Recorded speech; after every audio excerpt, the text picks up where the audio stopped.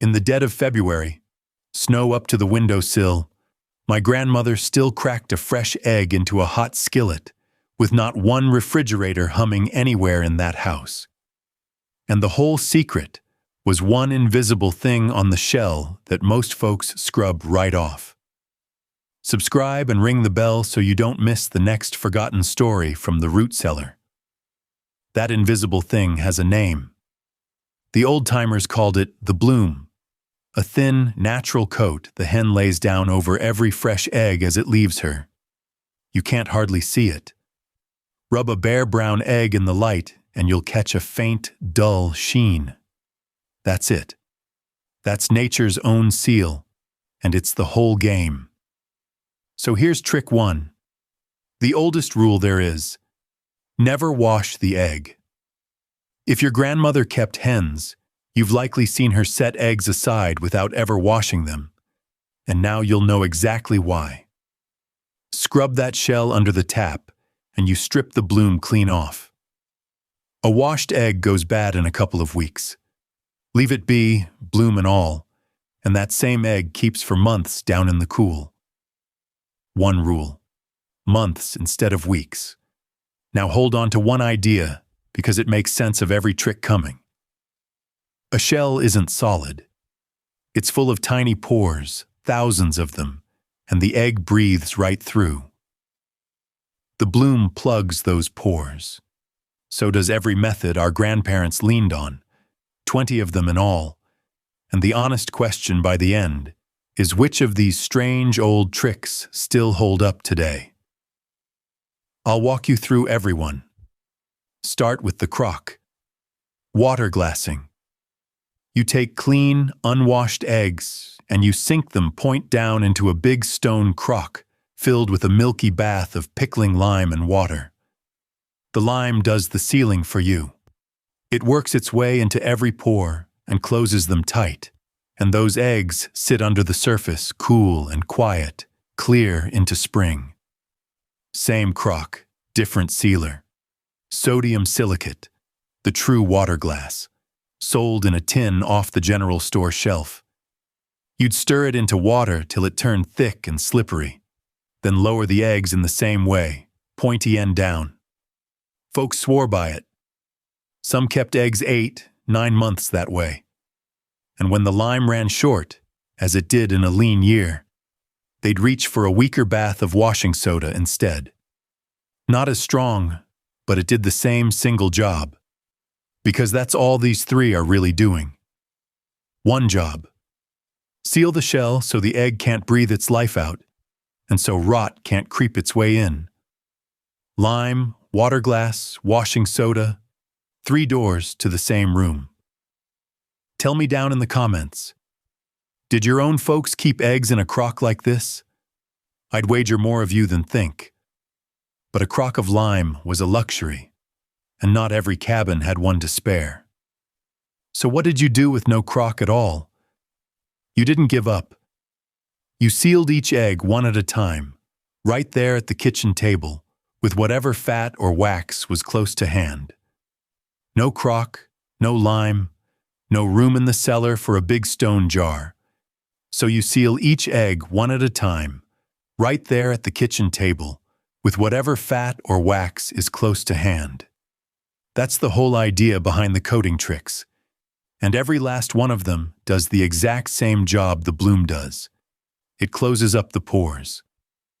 Trick 5 is the oldest of the bunch. Rendered lard. You take a thumb of it, soft and warm, and you work it over the whole shell, top, bottom, all the way around, till that brown egg has a thin, greasy skin on it. The fat sinks into every little hole and shuts the door. Simple as that. Trick 6 is the same thought with something cleaner. Mineral oil, a rag, a few drops, and you rub the shell down till it's slick and shining. Trick 7 trades the oil for petroleum jelly, a small smear, worked into the pores with your fingertips till the shell drinks it in. Same result every time. The egg can't breathe out, and the bad air can't get in. Trick 8 is the one that looks like magic. You melt down paraffin or beeswax in a little pot over the stove, and you dip the whole egg in and lift it back out. The wax sets hard and glossy on the shell, cooling in a second, sealing it up tight as a candle. And trick 9, for the folks who had a cow but no oil and no wax, a wipe of soft butter rubbed over the shell, same as the lard. Plainest coating there is. Now here's why all of this works. Here's the thing every one of these tricks is fighting. The egg breathes. Left bare, air trickles out through the shell day after day, and that little air pocket at the wide end grows. Week by week, it gets bigger, and the egg goes light and foul. Seal the shell, and the breathing stops, and the egg keeps for months. Leave it scrubbed and bare, and it spoils in weeks. That's the whole secret, right there. Stop and sit with that for a second. An egg is alive, quietly breathing through its shell, and everything here comes down to that one fact, which is exactly why the old-timers didn't just coat their eggs. They stored them right. Trick 10, pointy end down, always. Set that narrow end into the tray, and the yolk stays centered, floating clear of the growing air cell at the top. And trick 11, you turn the eggs.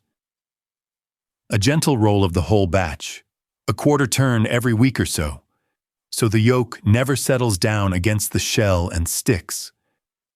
Picture a hen shifting her clutch under her, nudging each one just a little.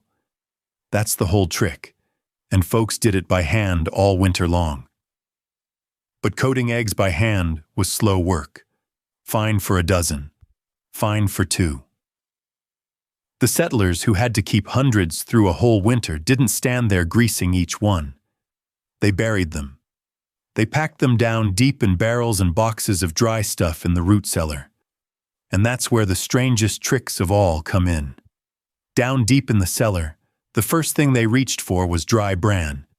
You'd fill a wooden barrel, lay a bed of it, set the eggs in pointy end down, and pour more bran over till nothing showed.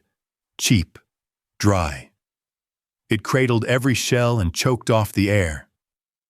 Trick 13 was plain salt, same notion. Pack the eggs in a box of it, and the salt pulls every bit of damp out of the space around them, so rot's got nothing to feed on.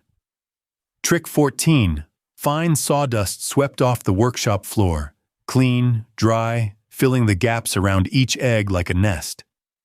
Trick 15, cool wood ash raked from the stove once the fire went cold, pale gray and soft, packed in tight to seal out the air. Trick 16, clean dry sand, sifted and dried by the hearth, then poured over eggs standing on end in a crate. Trick 17, a barrel of dry oats. Oatmeal, if that's what the pantry had.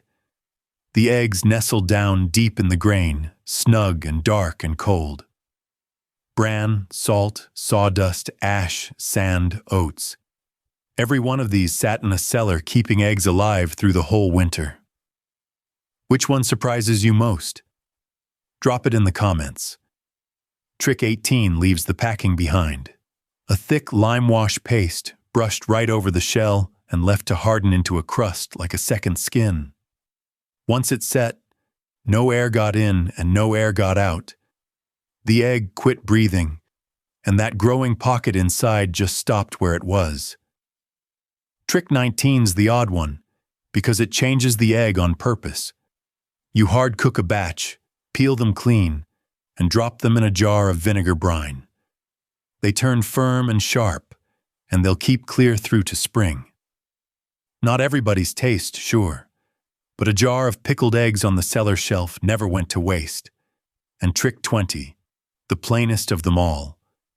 The root cellar itself. No crock, no coating, no barrel. Just a plank shelf back in the cool dark beside the heap of potatoes, where the ground holds 40 degrees all winter long and does half the work for free. Cold slows the breathing. Cold buys the time. So there's your 20. And here's the part you clicked for. Which of these still hold up today? The honest ones. Water glassing down in the lime, oiling or greasing the shell, and storing a good unwashed egg pointy-end-down somewhere cold. Those genuinely work, because they do the same job the bloom does, sealing the pores and keeping the air out. The rest, the ash and the sawdust and the sand, those lean toward pure frontier history now, more curiosity than kitchen advice. Some of these are pure history, so hear me plain. Always follow modern food safety rules before you ever try one yourself. But that's how it was done. That's how a farm family made a good egg supply stretch from the last warm days of fall clear through to the first thaw of spring, with no machine humming in the corner. Just a hen's invisible seal, a cool dark shelf, and 20 patient tricks handed down at the kitchen table. Knowledge that was almost lost. Now it's yours too.